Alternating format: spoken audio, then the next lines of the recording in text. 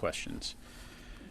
So first, I would like to underscore Secretary Austin's appreciation and thanks to our service members for their extraordinary work in close coordination with the State Department to help safely evacuate U.S. government personnel out of Sudan over the weekend. As he highlighted in his statement regarding the operation, U.S. forces carried out this mission with precision and professionalism. Secretary Austin also expressed his thanks to our allies and partners, to include Djibouti, Ethiopia, and Saudi Arabia, who were critical to the success of this operation. In terms of next steps, U.S. Africa Command and the Department of Defense continue to work closely with State Department, which has the lead for helping American citizens wishing to depart Sudan. Those efforts include providing intelligence, surveillance, and reconnaissance capabilities to observe potential land routes out of Sudan and detect threats, and positioning naval assets off the coast of Sudan should they be needed. In addition, Africa Command has established a deconfliction cell at its headquarters in Stuttgart, Germany, which helps to enable good communication among our allies and partners. Secretary Austin continues to convene daily meetings with AFRICOM Joint Staff and other key DoD officials on the situation in Sudan, and has committed the department to fully support State Department's ongoing efforts.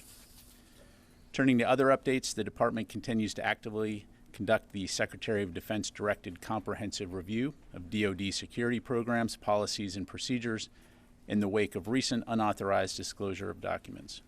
Toward that end, the DoD Chief Information Officer issued a memo today that provides implementing guidance to the DoD components on validating their compliance with cybersecurity controls on all systems and networks, focusing on access control, auditing capabilities, and user activity monitoring. We will post a copy of the memo to defense.gov later today. And as we've made very clear, Secretary Austin and the DoD are taking this unauthorized disclosure of documents very seriously and will continue to do so. Separately, the Secretary concluded a very successful trip last week to Sweden, where he met with his counterpart to discuss security-related topics shared by our two nations. During the visit, he emphasized U.S. support for Sweden's bid to join NATO, and that we look forward to them soon becoming the 32nd member of the alliance. From there, the Secretary and General Milley hosted the 11th Ukraine Defense Contact Group at Ramstein Air Base, which continues to be an essential forum for identifying, synchronizing, and ensuring the delivery of military capabilities the Ukrainians need to defend their homeland against Russian aggression. With that, I'm happy to take your questions. We'll go ahead and go first to Reuters. You mentioned naval assets near Sudan. How many naval assets are there, and what is the expectation that they would do? Would they go into port and help assist people coming out, or what's the plan for that? And then I have a separate follow-up. Sure. Thanks, Idris. So right now we've got the USS Truxtun, which is off the coast of Sudan, near Port Sudan. It will stay there awaiting further orders should it be needed to support. Also en route is the USS Polar. So again, those capabilities will be there should we need to use them in support of State Department's efforts.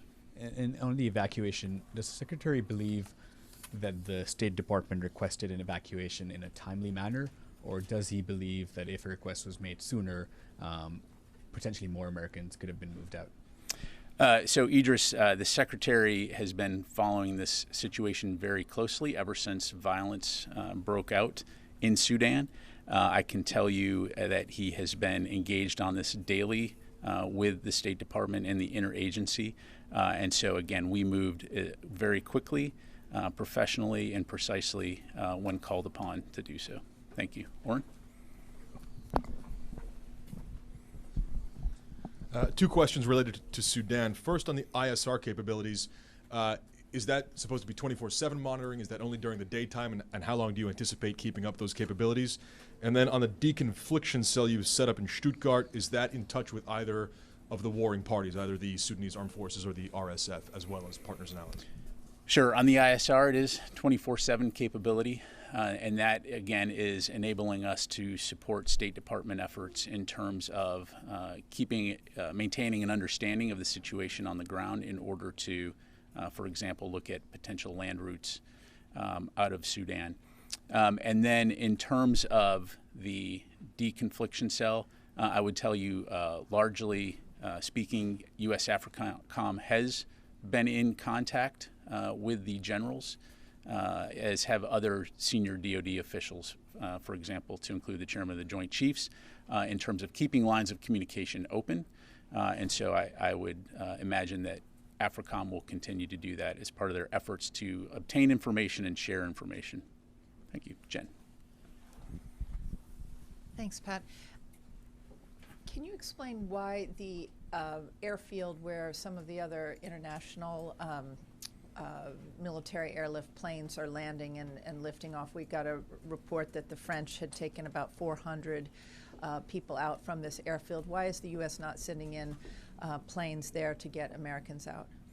Okay, so taking a step back and looking at the operation that we conducted, again, we believe that in our planning, we executed the operation in the safest, most effective way possible in terms of evacuating U.S. government personnel.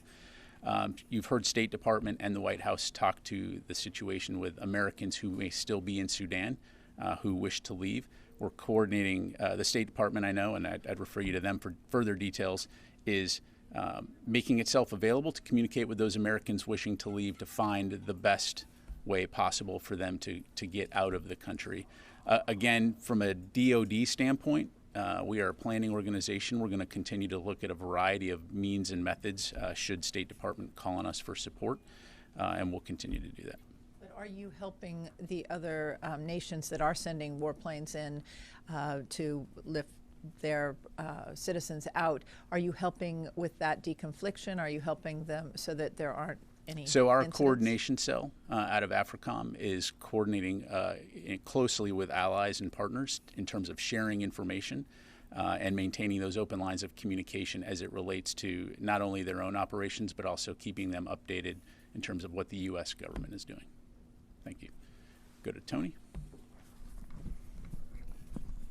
I had one Sudan and one Ukraine question.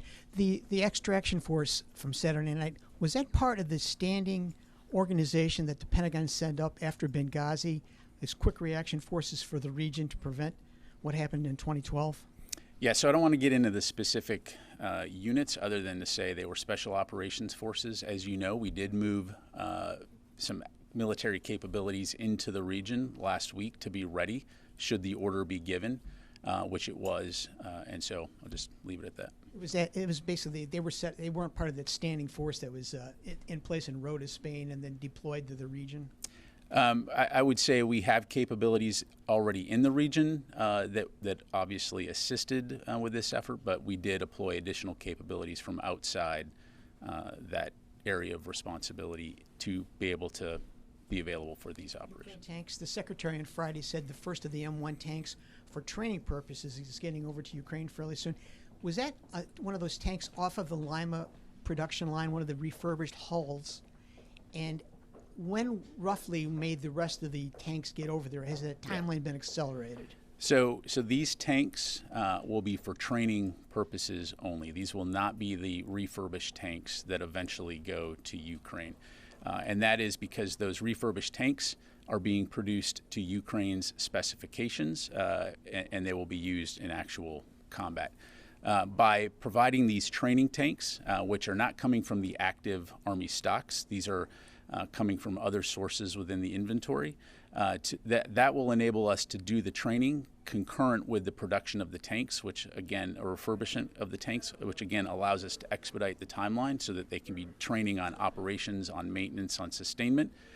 Then the personnel will marry up with the tanks, obviously, before the end of the year for delivery to Ukraine. Just one quick one on training.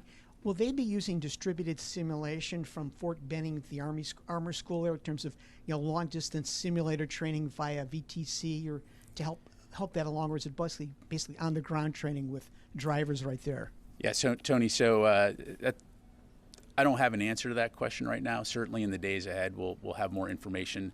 The training will take place at Grafenwehr in Germany, and as you know, they use a variety of means to conduct that training.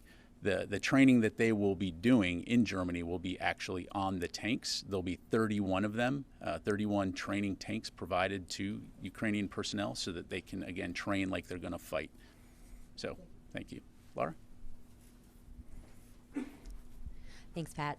Just back on the naval capabilities, can you say, you said the USS Truxtun, and then I didn't catch The second the one. USS Polar, Polar? P-U-L-L-E-R. And can you say what capabilities those will bring? Are they what types of ships are they? Excuse me, and then I'll have a follow up. Yeah, the Truxton is a Arleigh Burke class destroyer.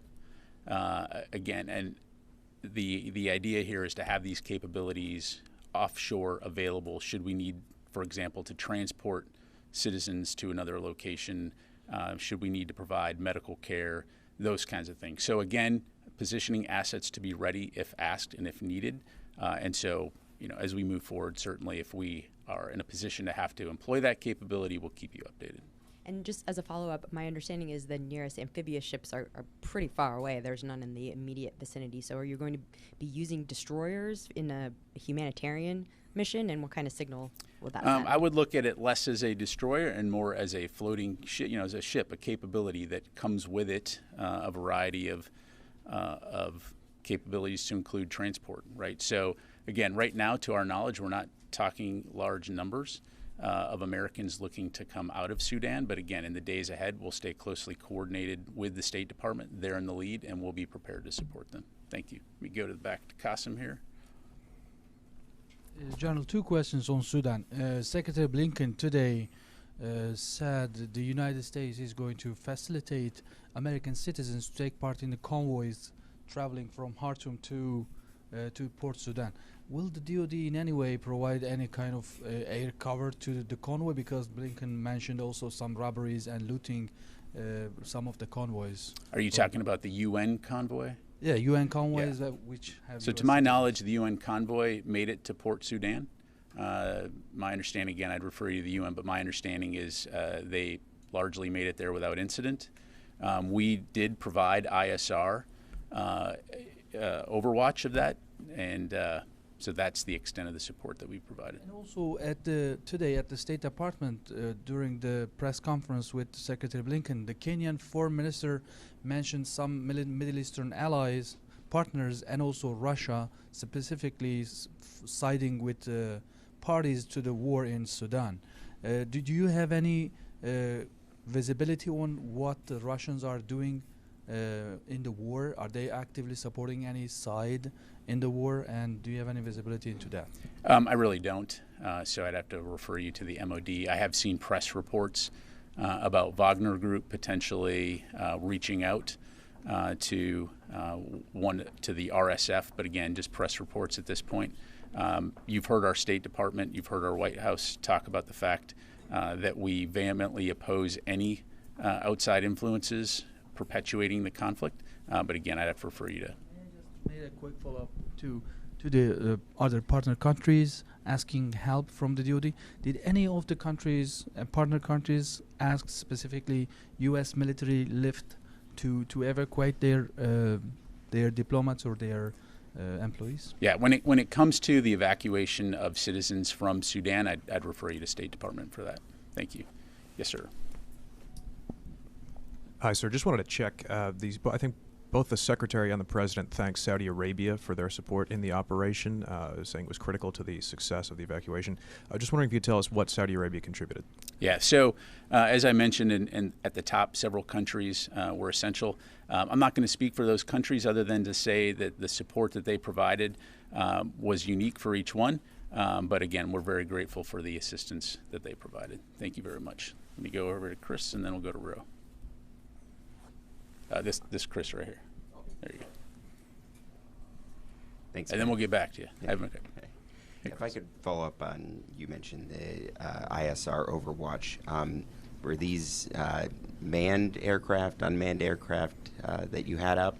Yeah, so these are unmanned aerial vehicles. I'm not going to get into the specifics of the type of platform other than to say we're providing unmanned aerial vehicle Overwatch. Correct.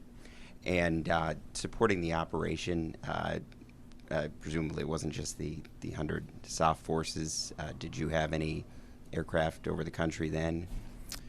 Again, you're talking about in terms of the evacuation? During the evacuation, Saturday. Yeah, I'm not going to get into the specific force package. Clearly, anytime we conduct an operation like this, we are going to take the capabilities we need to ensure that our forces are protected. But I'll just leave it at that for operation security reasons. Thank you. All right, let me go to Rio and then Matt.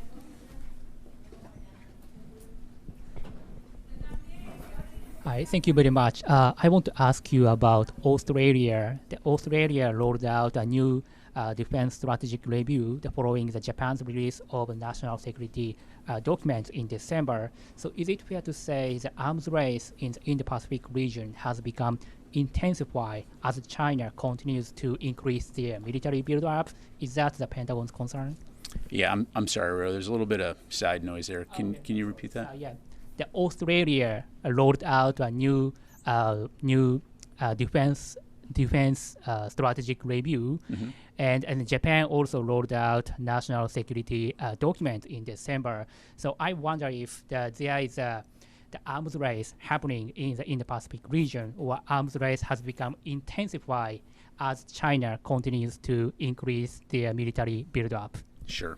Well, I don't want to put words in anyone's mouth or, answer a potentially leading question. Let's just say if we step back and look at the situation in the Indo-Pacific and the actions that China has taken in terms of military buildup, coercion, provocative behavior, I think what you're seeing are nations in the region recognizing that poses a challenge. You've also heard us talk about the fact that our focus in terms of working with allies and partners is to preserve peace, stability, and freedom of navigation, freedom of maneuver in the region. And so that will continue to be our focus. I don't want to speak for other nations other than to say I think they also are recognizing the challenges that China is posing. But for our part, we'll continue to work closely with our allies and partners to, again, promote peace, stability, and freedom to fly, sail, and operate wherever international law allows. Thank you. We go to Matt. Thanks, General. I just also wanted to follow up on the strategic review in Australia. Is there anything in that review, if implemented, would change the way America operates in the Pacific? And also, can I ask, one of the actions that the government of Australia will take is fast-tracking its own missile productions. And given America has its own bottlenecks and supply chain constraints with missile production, would the Pentagon look favourably on Australia doing that? Yeah, thanks very much. So in terms of the review itself, Matt, I'd refer you to Australia to talk about its review and what it can and can't do. As far as the Department of Defense goes, you saw the statement that the Secretary issued today, very supportive of the strategic review, and so I think that speaks for itself. In terms of your second question, I'll have to take that, and we'll come back to you on that one. Thank you very much. Yes, sir. Thank you, General. Does the DoD in contact with either of these leaders in Sudan, of these faction that are fighting? And if there is a contact with them, does that contact talking about any evacuation, maybe incoming operations, evacuations, or about the de-escalating in Sudan? Thank you. Yeah, sure. So as I mentioned, yes, there has been DoD contact with both the generals leading the Sudanese Armed Forces as well as the RSF. I'm not going to get into the specifics of what those conversations entailed other than, again, to communicate our intent to evacuate our personnel and also ensuring that we're ensuring situational awareness as we look to support State Department's efforts going forward. Again, it's not just the Department of Defense. State Department has also reached out, so I'd recommend you talk to them as well. Thank you. Yes, ma'am. Hi, General. Kimberly Underwood from Signal Magazine. I wanted to ask about Mr. Sherman's memo. Could you enumerate, if possible, the Secretary's, input or guidance as far as the cybersecurity controls that were a priority for him that he kind of wanted to see, and also any first steps? Thanks. Sure. Thanks very much for the question. I would point you to the memo that Secretary Austin issued recently in terms of the direction of the DoD review of security, cybersecurity, which really lays out his priorities on this front. And so again, when we have Mr. Sherman's memo available, we'll get that to you, and that will also help further explain what it is specifically they're looking to do. Thank you. Rio. Thank you, General. My question is about ROK and extended deterrence. Earlier this month at the Korea-US Integrated Defense Dialogue, the readout said both sides discussed various ways to enhance US extended deterrence. And also this week, ROK President Yoon will visit the US, and extended deterrence will be one of the major topics as there are growing concerns about extended deterrence in ROK. Could you please elaborate on how the US can enhance its extended deterrence to ROK? And also, are you confident that the US can reassure ROK on extended deterrence? Yeah, no, we are very confident, and we'll continue to work closely with our allies in South Korea in terms of extended deterrence and how we can best work together to ensure, again, safety, stability, and security in the region. As you highlight, President Yoon will be in Washington, D.C. this week. He will visit the Pentagon on Thursday. Secretary Austin looks forward to hosting him, and we'll certainly have much more to say after that visit. But again, you've heard us talk about the continuation of exercises, working very closely in terms of strategic assets visiting the region, deploying to the region to ensure that we are demonstrating unity and resolve in terms of deterring potential aggression, and we'll continue to do that. Thank you. Okay, I have one more question, Jen. Just a quick follow-up, Pat. Were the surveillance drones that were flying above that convoy route armed? I don't want to get into, again, to the specifics of the ISR. Again, we have capabilities available to us in terms of ISR capabilities, but that's about as specific as I can be. Thank you. Thanks very much, everybody.